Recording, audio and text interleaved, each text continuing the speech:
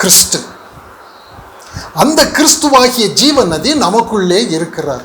அதுக்கப்புறம் தான் கொஞ்சம் கொஞ்சமாக நமக்கு ஆண்டவர் அவர் நடத்தி கொண்டு போய் இதெல்லாம் ஜெயிக்க முடியும். பார்த்தியா, தேவையில்லாமல் கவலைப்பட்டியே, தேவையில்லாமல் கலங்கினாயே, இப்போ பாரு, வாழ்க்கையை பாரு, எவ்வளோ பிரகாசமாகுது, எவ்வளோ பலன் அடைஞ்சிருக்கிற. இவைகளெல்லாம் ஜெயிக்க முடியும்னு சொல்லி முன்பு நீ நம்பவில்லையே. ஆனால் ஆண்டவர் நீடிய பொறுமையோடு இருக்கிறார். ஆண்டவர் நமக்கு ஒரு காலத்தை கொடுத்திருக்கிறாரு.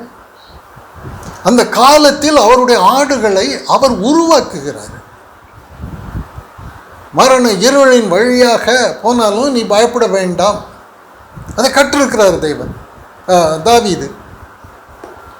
மரண இருளின் வழியாக நான் போனாலும் நான் பொல்லாப்புக்கு பயப்பட மாட்டேன், தேவரீர் என்னோடு கூட இருக்கிறீர், தேவன் எனக்கு துணை, கர்த்தர் எனக்கு மேய்ப்பராக இருக்கிறார், எனக்கு தாழ்ச்சி கிடையாது. இங்கே அவர் சொல்கிற பட்டியல் எல்லாம் பார்த்தா ஆச்சரியமாக இருக்கும். ஒரு ஆயுதம் கூட அவர் பணத்தையோ பொன்னையோ பொருளையோ வேண்டுமானால் எவ்வளவோ இருந்தது அவருக்கு, அளவுக்கு அதிகமான உலக தாளந்துகள் புஜபலனும் இருந்தது. இவை அத்தனையும் நன்றாக இருக்கும் பொழுதே குப்பை தொட்டியில் தூக்கி போட்டிருக்காரு.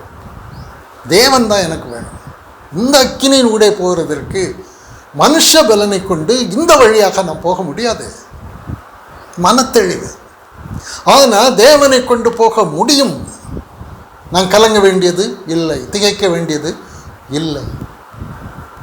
இது ஆண்டவர் அவருடைய பிள்ளைகளுக்கு நமக்கு கொடுத்திருக்கிற பாக்கியம் என்றே அவர் நிறைய இடத்துல சொல்கிறார். பழைய ஏற்பாட்டில் சொல்கிறார், புதிய ஏற்பாட்டில் சொல்கிறார். இது பாக்கியம் என்று சொல்கிறார். இந்த அக்கினியின் ஊடே போகின்ற இது பாக்கியம் உங்களுக்கு. ஏன்னா நீங்கள் போகிறது எங்கே போகிறீங்க அப்படின்னா பரிசுத்தத்தின் உச்சக்கட்டத்துக்கு போகிறீங்க, நித்தியத்தின் உச்சக்கட்டத்துக்கு போகிறீங்க. கல்வி உங்களுக்கு அதை கற்றுக்கொள்ளும்போது தற்காலிகமாக அது கடினமாகத்தான் இருக்குன்னு சொல்கிறார் ஆண்டவர் எபிரேயர் 12. எந்த சிக்ஷையும் தற்காலத்தில் அது நன்மையாக தெரியாதுன்னு தான் சொல்கிறார். சிக்ஷைங்கிறது கல்வி. இந்த கல்வியை ஆண்டவர் கற்றுக் கொடுக்கும் பொழுது அந்த கல்வியை உலக கல்வியை கற்றுக்கொள்ளும் போது அது பிரியமாக இருக்காது. இப்போ ஆண்டவர் நமக்கு இந்த கல்வியை கற்றுக் கொடுக்கிறார். உன்னில் இருக்கிறது கிறிஸ்து என்றால் உன்னில் இருக்கிறது நித்திய ஜீவன். உன்னில் இருக்கிறது மனுஷன் என்றால் உன்னில் இருக்கிறது மரணம். மரணம் உள்ளவனை இந்த அக்கினி வழியாக கொண்டு போனால் அவன் பட்சிக்கப்படுவான். ஜீவன் உள்ளவரை நீங்கள் சிங்கத்தின் கெபிகளில் கொண்டு தூக்கி போட்டாலும் அவன் கெபியை விட்டு திரும்பி வருவான். சிங்கங்களின் வாய்கள் கட்டப்பட்டிருக்கும். அதுதான் மனுஷன் ஒரு உலக வாழ்க்கையில் வாழ்கிறதற்கும் கிறிஸ்து நமக்குள் இருந்து நாம் ஒரு ஆவிக்குரிய வாழ்க்கை விசுவாசத்தில் வாழ்கிறதற்கும் உள்ள வித்தியாசம். கவலைக்கு இடம் இல்லை விசுவாசிக்கிறவனுக்கு, புலம்புகிறதற்கு இடம் இல்லை விசுவாசிக்கிறவனுக்கு. மனுஷன் பாவம் ஒன்றும் செய்ய முடியாது. மனுஷனாக நம்ம வாழ வேண்டிய அவசியமே கிடையாது. ஏனென்றால் நம்ம எல்லாரையும் அவர் ஆவிக்குரிய ஜீவன்களாக கல்வாரி சிலுவையில் அவர் மாற்றி இருக்கிறார். உன்னதத்துக்கு நம்ம அழைத்து கொண்டு போய் இருக்கிறார். நாம் நம்ப மாட்டேங்கிறோம் நம்முடைய ஆவிக்குரிய ஐஸ்வர்யங்களை. ஆவிக்குரிய சகல ஆசீர்வாதங்களாலும் அவர் நம்மை ஆசீர்வதித்திருக்கிறார் என்று பார்க்குறோம். எபேசியர் 1:3 அதையெல்லாம் எடுத்து நாம் பயன்படுத்தலை. இங்கே தாவீது பயன்படுத்துகிறார். இந்த பட்டியலை தான் அவர் சொல்வார். துதிக்கு பாத்திரராகிய கர்த்தரை நோக்கி கூப்பிடுவேன், சங்கீதம் 18:3. அதனால் என் சத்துருக்களுக்கு நீங்களாகி ரட்சிக்கப்படுவேன். மரண கட்டுகள் என்னை சுற்றி கொண்டது, துர்ஜன பிரவாகம் என்னை பயப்படுத்தினது, பாதாள கட்டுகள் என்னை சூழ்ந்து கொண்டது, மரண கண்ணிகள் என்மேல் விழுந்தது. எனக்கு உண்டான நெருக்கத்திலே கர்த்தரை நோக்கி கூப்பிட்டு என் தேவனை நோக்கி அபயமிட்டேன். நான் எந்த உலக தாளந்துகளை நான் தேடவே இல்லை. என்னுடைய வாழ்க்கையில் ஒரு மரணக்கட்டு தேவன் கொடுத்திருக்கிறார் என்றார். பாதாளத்தின் வாசல்கள் கடன் கொடுத்தவனை போல நிற்குமானால் அக்கினி அப்படியே தலையை விரித்து கொண்டு ஆடுமானால் அது தேவனிடத்தில் உத்தரவு பெற்றுக்கொள்ளாமல் வர முடியாது. ஏன்னா நான் உயிர்ப்பிக்கப்பட்டவன், எனக்குள்ளே கிறிஸ்து இருக்கிறார் என்றால் எந்த உலக தாளந்துகளையும் எடுத்து நான் உபயோகிக்க வேண்டிய அவசியம் இல்லை. இங்கே அவர் தேவனை எடுத்து உபயோகப்படுத்தார். நீர் தான் கோட்டை, நீர் தான் பெலன், நீர் தான் யுத்தம் உம்முடையது. நான் தேவனை நோக்கி அபயமிட்டேன். என் கூப்பிடுதல் அவர் சந்நிதியில் போய் அவர் செவிகளில் ஏறிட்டு, அப்பொழுது பூமி அசைந்து அதிர்ந்தது. அவர் கோபம் கொண்டபடியால் பர்வதங்களின் அஸ்திபாரங்கள் குலுங்கி அசைந்தது. இதுதான் யுத்தம் கர்த்தருடையது. என்னுடைய வாழ்க்கையில் அவர் இப்படி ஒரு அக்கினியை கொடுப்பாரானால் அந்த அக்கினியின் ஊடே நாம் போக முடியும். என்னுடைய பலத்தில் அல்ல, எனக்குள் இருக்கக்கூடிய கிறிஸ்து, நான் மனுஷன் அல்ல. இதை விசுவாசிக்கும் பொழுது அந்த அக்கினி ஒன்று செய்யாது. இப்படி தேவனை எடுத்து அவர் பயன்படுத்தி இருக்கிறாரு. இப்போ நமக்குள்ளே கிறிஸ்து வாசமாய் இருக்கிறார். கிறிஸ்துவுடனே கூட நான் சிலுவையில் அறையப்பட்டேன், ஆயினும் பிழைத்திருக்கிறேன். நான் அல்ல, கிறிஸ்துவே எனக்குள் பிழைத்திருக்கிறார். இதுதான் அஸ்திபாரம், இதுதான் சுவிசேஷம். வேற ஒரு சுவிசேஷமே கிடையாது. வேற என்ன சுவிசேஷம்? உலகத்தையே அள்ளி கொடுக்கறதுக்கு பேர் சுவிசேஷமா? உலகத்தையே அள்ளி கொடுத்தாலும் என் இக்கட்டுக்கு அக்கினியின் கூட என்னால் போக முடியாது. இந்த பௌதிக சரீரத்துக்குள்ள அழிவு இருக்கு, அனித்தியம் இருக்கு, மரணம் இருக்கு. இந்த உலக தாளந்துகளுக்குள்ள கைவிடுகிற சுபாவம் இருக்கு, அழிவு இருக்கு, என்னை விட்டு விலகி ஓடுகிற சுபாவம் இருக்கிறது. அதை எப்படி நான் நம்ப முடியும்? எனக்கு கொடுக்கப்பட்டிருக்கிற கிறிஸ்துவை கொண்டுதான் நான் செய்ய முடியும். வேற வழியே கிடையாது, வேற சுவிசேஷமே கிடையாது என்று பவுல் சொல்றார். கிறிஸ்து எனக்காக சிலுவையில் அறையப்பட்டது தான் சுவிசேஷமே தவிர வேற சுவிசேஷம் கிடையாது.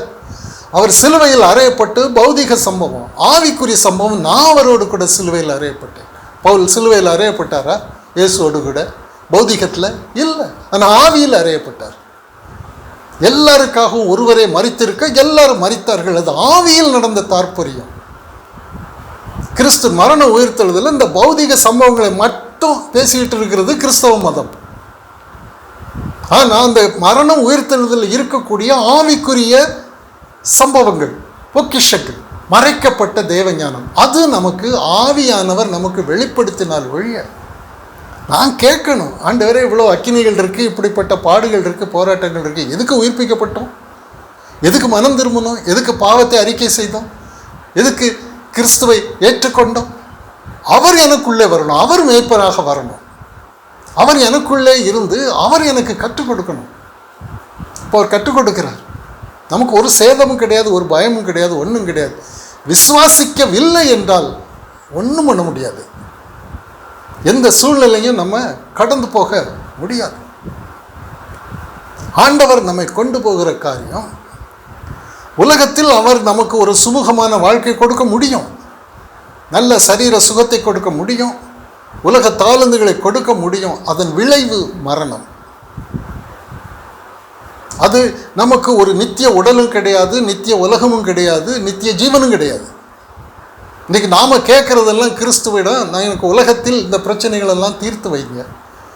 ஆண்டவர் நம்முடைய வாழ்க்கையில் ஒரு பிரச்சனை கொடுக்கிறார் என்றால் அந்த பிரச்சனையில் நாம் மறுரூபம் அடையணும்.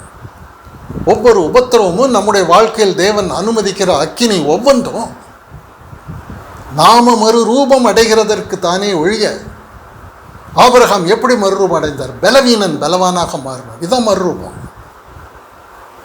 பயந்து நடுங்கி கொண்டு திகைத்து கொண்டு கலங்கி கொண்டு இருந்த ஒரு மனுஷன் ஆபிரகாம். வாக்குத்தத்தம் பண்ணினவர் அதை நிறைவேற்ற வல்லவராய் இருக்கிறார் என்று விசுவாசித்து அப்படியே அவர் அப்படி சொல்லிட்டார்ல, அதுதான் நடக்கும். சூழ்நிலை பௌதிகம் எப்படி இருக்கு? வேற மாதிரி இருக்கு. ஆனால் மறைக்கப்பட்ட தேவ ஞானம் எப்படி இருக்கு? அது எனக்கு சாதகமாக இருக்கு. எனக்கு சாதகமாக இருக்கிற தேவ ஞானத்தை எடுத்துக்கொண்டு எனக்கு பாதகமாக இருக்கிற பௌதிகத்தை அழிக்கிறது தானே புத்திசாலித்தனம். பார்த்து புலம்பிக்கிட்டு இருக்கிறதுக்கா? பௌதிகமாக இருக்கிற சூழ்நிலைகளை பார்த்து அப்படியே அலறிக்கொண்டு இருக்கிறதற்கா? கிறிஸ்துவை நம்புகிற அநேகருடைய வாழ்க்கை இப்படித்தான் இருக்கும். நான் ஏன் அப்படி இருக்கணும்? எனக்கு கிறிஸ்து கொடுக்கப்பட்டிருக்கிற தாவீது எப்படி தேவனை எடுத்து உபயோகப்படுத்தி இருக்கிறார்? கிறிஸ்துவ எடுத்து உபயோகப்படுத்துறதுக்கு தான். இந்த அக்கினியில் கிறிஸ்துவ நான் உபயோகப்படுத்தவில்லை என்றால் பிறகு எப்போ எடுத்து நான் உபயோகப்படுத்த போகிறேன்? அவர் நமக்கு கர்த்தர் நமக்கு கற்றுக் கொடுக்கிற காரியம், உன் வாழ்க்கையில் ஒரு புதுவிதமான ஒரு அக்கினி போல உனக்கு தோன்றும். ஆனால் அது உனக்கு கேடு இல்லை, அது உனக்கு மகிமை என்று ஆண்டவர் கற்றுக் கொடுக்கும் பொழுது அப்படியே ஏற்றுக்கொள்ளணும். அவ்வளோதான். அப்போ எப்படி போகணும் ஆண்டவர் என்றெல்லாம் என்னை தரித்துக்கொள், அவ்வளோதானே. எபேசியர் 4வது அதிகாரத்தில் அப்படி தான் சொல்லிக் கொடுக்குறாரு ஆண்டவர். எபேசியர் புஸ்தகம்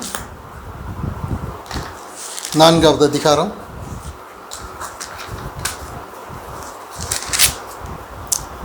20வது வசனம்.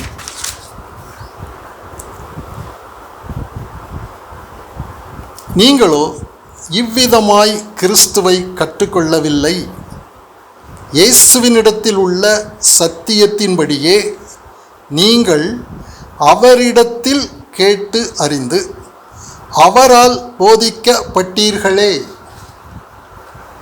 இந்த இடத்துல நம்ம பார்க்கணும், நான் கிறிஸ்துவிடம் போய் கேட்டு நான் கிறிஸ்துவிடம் கற்றுக்கொண்டவனா, அல்லது ஒரு மனுஷனிடம் போய் அந்த மனுஷனுடைய உபதேசத்தை கேட்டு என் வாழ்நாளை கழித்து கொண்டு இருக்கிறவனா கேட்கணும். கிறிஸ்துவிடம் போய் கற்றுக்கொள்கிற கல்வி வேறு, மனுஷனிடத்திலிருந்து கற்றுக்கொள்கிற கல்வி வேறு. அது ஒரு ஆரம்ப காலத்தில் மனுஷனுடைய உதவி வேண்டும். அந்த ஆரம்ப காலத்தில் உள்ள நிலை ஒரு குழந்தையை போல உள்ள நிலை. அந்த நிலையிலே நான் முதிர் வயது உள்ள காலத்திலும் ஒரு குழந்தையை போல மனம் எனக்கு இருக்குமானால் அது எவ்வளவு ஒரு வேதனைக்குரியது. நிலை குன்றி போய் இருக்கிற ஒரு காரியம் எவ்வளவு அது வருத்தத்திற்குரியது. நான் கர்த்தரிடத்திலிருந்து கற்றுக்கொள்ளணும். அவர் எங்கே இருக்கிறாரு? பரலோகத்துலலாம் இல்லை, நமக்குள்ளே தான் இருக்கிறாரு. நமக்குள்ளே சிங்காசனம் போட்டு நமக்குள்ளே கிறிஸ்து நம்மை உயிர்ப்பித்து உன்னதத்தில் கொண்டு போய் அவருடைய மந்தையின் ஆடு என்றால் அந்த ஆடுகளின் இருதயத்தில் கிறிஸ்து இருக்கிறாரு. உள்ளே பிரகாசம் நடந்து கொண்டிருக்கும். இருதய பிரகாசம், மனக்கண் பிரகாசம் சொல்லி கொடுத்துக்கிட்டே இருப்பார். மாம்சத்தின்படி சிந்திக்காதே, மனுஷனுடைய புலன்களின்படி சிந்திக்காதே, என்னுடைய புலன்களின்படி சிந்திக்க ஆரம்பி. அதுதான் அவருடைய ஆவியின் சிந்தை. அவர் உள்ளே இருந்து இப்போ கற்றுக் கொடுக்கறது எல்லாம் ஆவியின் சிந்தை தானே நமக்கு. இந்த சூழ்நிலையில் இந்த அக்கினியின் மத்தியில் நீ எப்படி ஆவியின் சிந்தை உள்ளவனாக இருக்கணும்? மோசே கையில் ஒரு கோலை கொடுத்து எகிப்தியரை சங்காரம் பண்ணுன்னு சொல்லி அனுப்பிச்சார். என்ன அப்படின்னா, நான் உமக்குள்ளே இருக்கிறேன், அதுக்கு அடையாளம் தான் அந்த கோல். உன்னை அனுப்பினவர் உன்னோடு கூட இருக்கிறார், நான் இருக்கிறேன். பார்வோனுடைய அவருடைய சேனையும், அது எவ்வளோ பெரிய அந்த காலத்தில் உள்ள ஒரு ஆயுதங்கள் உள்ள தேசம். அவர் தேவனை தரித்து கொண்டு எல்லாவற்றையும் சங்காரம் பண்ணி ஜனங்களை விடுதலையாக்கி அவர் கூட்டிக் கொண்டு வந்தார். தேவனுடைய ஆயுதம் என்பது சாதாரண காரியம் இல்லை. அது இங்கே நாம் பார்க்குறோம், நாம் கற்றுக்கொண்ட கல்வி யாரிடத்தில் போய் நாம் கற்றுக்கொண்டோம். நீங்களும் போய்விட மனதாக இருக்கிறீர்களோ என்று அநேக சீஷர்கள் இருந்தாங்க கப்பர்நகூம் ஜெப ஆலயத்தில். கேட்டுட்டு இது கடினமான உபதேசம் என்று போயிட்டாங்க.